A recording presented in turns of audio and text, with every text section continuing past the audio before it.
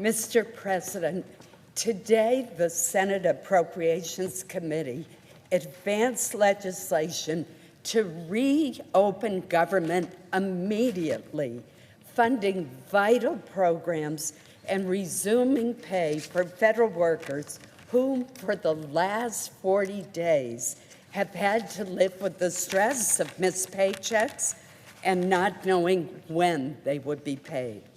Under our legislation, all federal employees, including members of our military and Coast Guard, the Capitol Police officers, Border Patrol agents, TSA screeners, air traffic controllers, all will receive their back wages.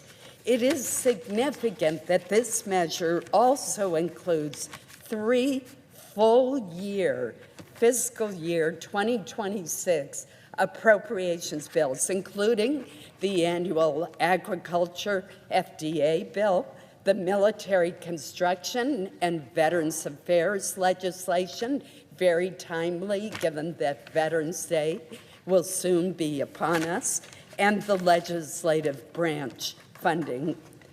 This 3-bill package, which originally passed the Senate on August 1st with overwhelming bipartisan support, 87 votes in 2 cases, 81 in another, will support our veterans, our troops, our farmers, and rural communities.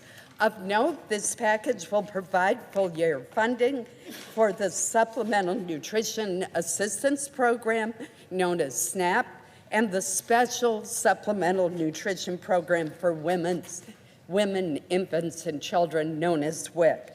One of the most unfortunate and shameful consequences of the shutdown has been that these vital nutrition programs were in jeopardy for our most vulnerable families, including 170,000 Mainers who rely on the SNAP program.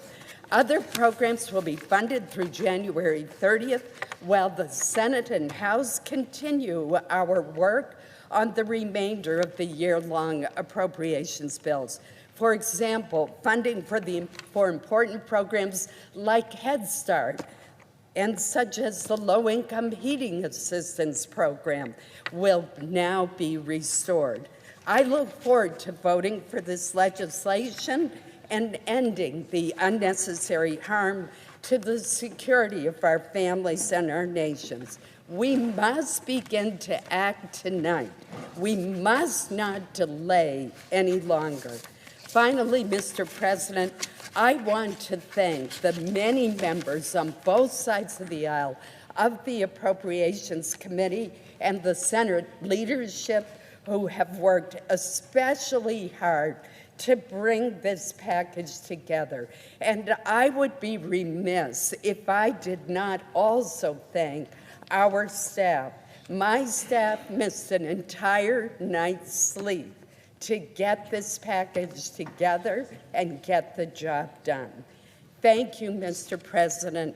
Again, I want to particularly thank the members of the Appropriations Committee, including the 3 who served as the subcommittee chairs, Senator Bozeman, Senator Hoeven, and Senator Mullen. I want to thank Senator Britt, who did an extraordinary amount of work, Lisa Murkowski, Mike Rounds, Jerry Moran, Sherry Moore Capito, Sidney Hyde-Smith, Deb Fisher. There's so many who worked so hard on this package. I want to thank each and every one of them.